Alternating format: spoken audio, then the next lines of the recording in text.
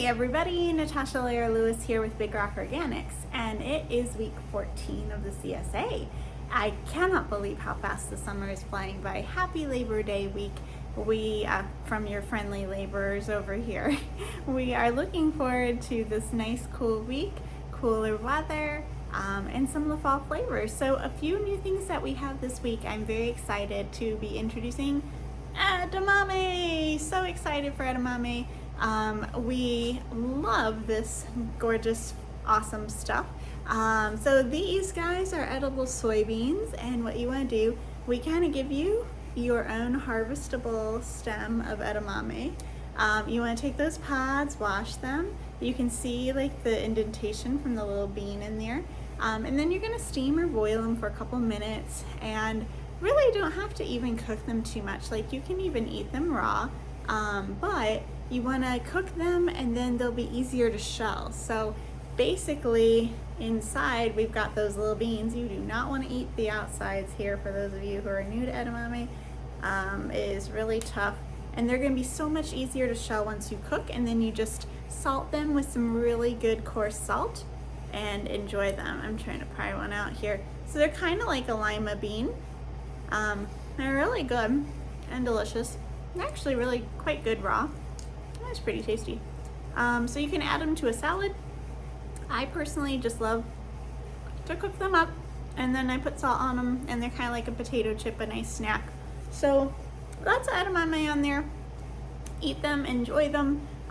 We have always a crop of them or so a year. I keep thinking we'll get 2 crops, but I never can seem to pull together getting that second planting in. So they're really fun, they're really nice, and a good little bean alternative. Our green beans are kind of slowing down, and our other beans have not quite come in yet. So enjoy the edamame. It's just something fun and different.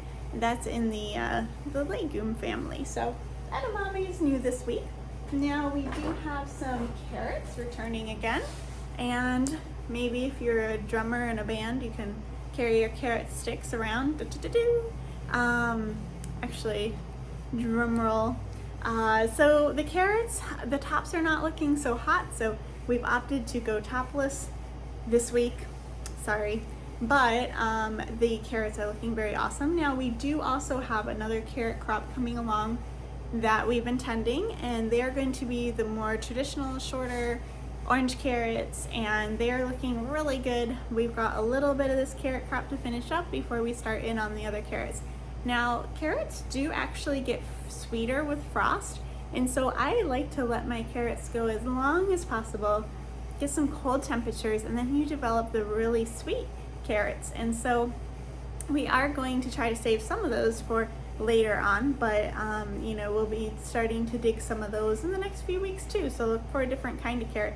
I can't believe how great these rainbow carrots have been, and how long they've lasted, and how awesome they have been. So very excited to bring carrots back. And carrot cake, carrot bread, now that it's a little cooler, you can consider baking again, but also so delicious in a slaw or just on the side, roasted in a salad, anything like that. Now speaking of salad, we have returning once again, we have a really nice mixture of lettuce. So we've got a couple different kinds of lettuce in here, and it is just beautiful, beautiful, beautiful loose leaf lettuce. And the best way I found to keep this, if you're not going to use it right away, put a paper towel or 2 in the bag. Just put a dry paper towel in the bag to kind of take out the extra moisture. You can see a little moisture develops in there, and that's going to make your lettuce slimy over the course of time. Or what I prefer to do is I wash it all, I put it in the salad spinner and keep it in the salad spinner, and then it's ready to go. Or you can even make your salads up and ready to go for the week. Try to have a salad for each meal. Well, maybe not breakfast, that's a little weird, but try to have a salad for lunch and for dinner. It's sometimes hard to discipline yourself, but this is so tasty and fresh and delicious, and I swear you can just kind of feel yourself come alive as you're enjoying it. So we'll be having lettuce here hopefully for the next couple of weeks or so. We're starting to cut that, and then it will regrow as time marches by. So very excited to have that loose leaf lettuce back again with us. We have cabbages this week. We've got some cute little green cabbages, and those are always tasty sauteed. As we do get into the cooler fall season, I do love kind of reaching back to my German roots and doing some German inspired meals. So any sort of, sauteed cabbage is delicious with, sausages or, spätzle, things like that. So, maybe that can inspire your meal. And I do love that very simple sweet sour sauce that goes on the fried cabbage. So I saute my cabbage with onions and apples, and then at the very end you do equal parts of brown sugar, soy sauce, and apple cider vinegar, and it just makes this addicting, a tangy, sweet kind of glaze almost for the cabbage. And now honestly I can't do sauteed cabbage without it. So just another good thing to throw your way. So some cabbage this week. We've got, of course, all the tomatoes. So many tomatoes. So we've got assortments for you of large tomatoes, little tomatoes, and then tomatillos are back this week. So we've got those lovely little tomatillos. So hopefully you can make a fresh salsa with those. I love to throw them into salad and stuff like that. We've got some of the purple ones, which are so pretty and have a little blush. Remember to take the husk off. You don't want to eat those husks.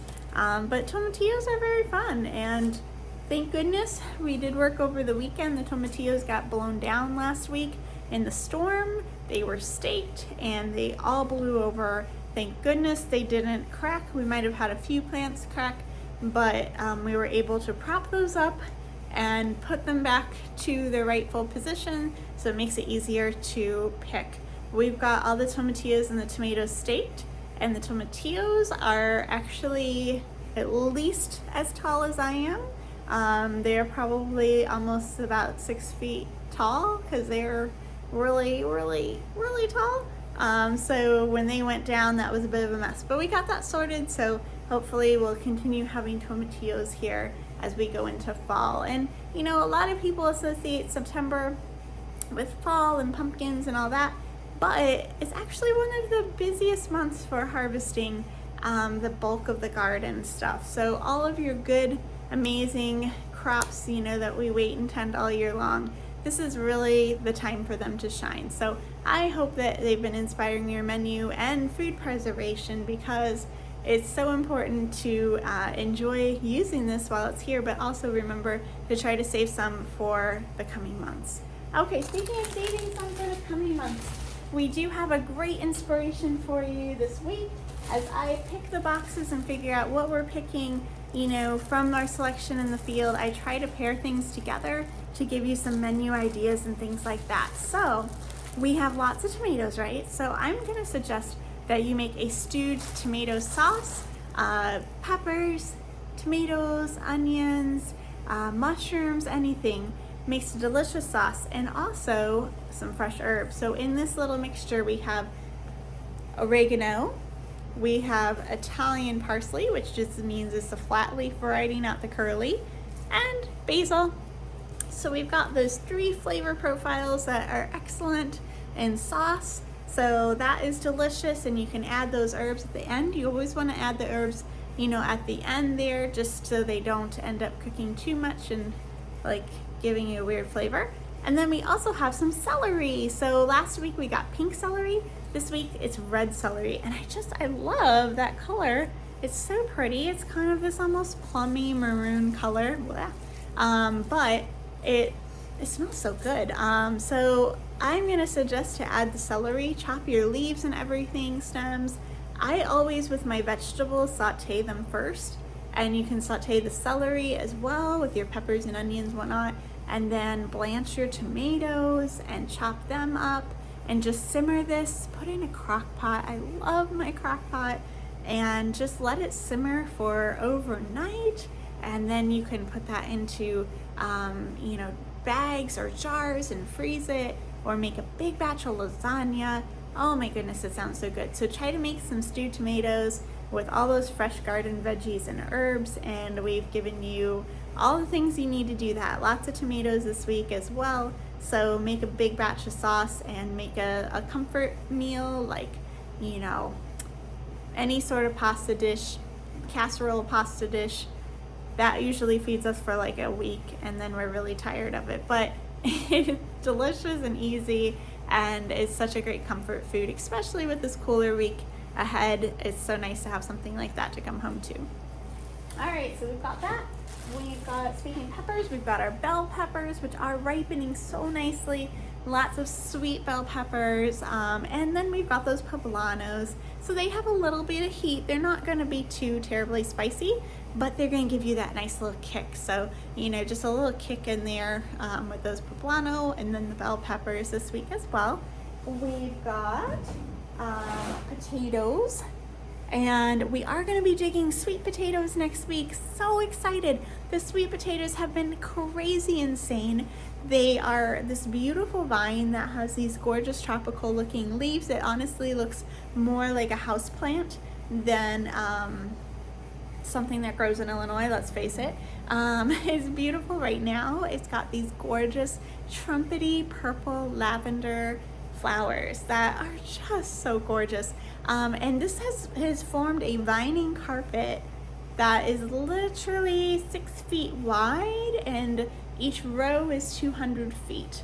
So it's just this beautiful carpet in the garden. We haven't even looked underneath it all year because you don't want to disturb the sweet potatoes when they're doing their thing. So next week we'll have to get some video footage of the unveiling because it is freaking awesome when you dig out those big sweet potatoes. So very excited to have sweet potatoes coming next week. But for now, you get non-sweet potatoes. I don't know, savory potatoes, regular potatoes. We also have to be digging up some of our blue potatoes too, so we'll be bringing some of those to the boxes in the weeks to come as well. We've got our favorite zucchinis, and remember that this makes a delicious grated zucchini to add to that sauce I was talking about earlier. It adds a little sweetness to the sauce and more body and thickness to the sauce too. So you can take all your, even like the big ones, the ones that you're like, oh man, I've had these sitting around for a few weeks, just grate them up. I love my food processor for that. And I always just tuck it into all kinds of things, but also really good for that sauce as well. I think, hopefully, I'm looking over everything. I think I covered all the goodies for this week. If I forgot anything, good luck, enjoy it, and happy cooking. Thanks, guys. We do have a couple more weeks, and I am still busy, you know, tending and planting. Now, we might do an offer for an extension for a couple of weeks, and we'll have more news about that. So if you're enjoying everything and you want to continue for a few more weeks as we kind of wrap up the garden and the fall crops be looking, I'll send a text about that here in the next week as we kind of firm things up. Typically we do a couple week extension if anybody wants to buy in for that and keep the fun going. We have more fall crops that we're waiting for their maturity to occur and everything like that. So enjoy, happy cooking, and happy Labor Day week to everyone. Thanks, bye.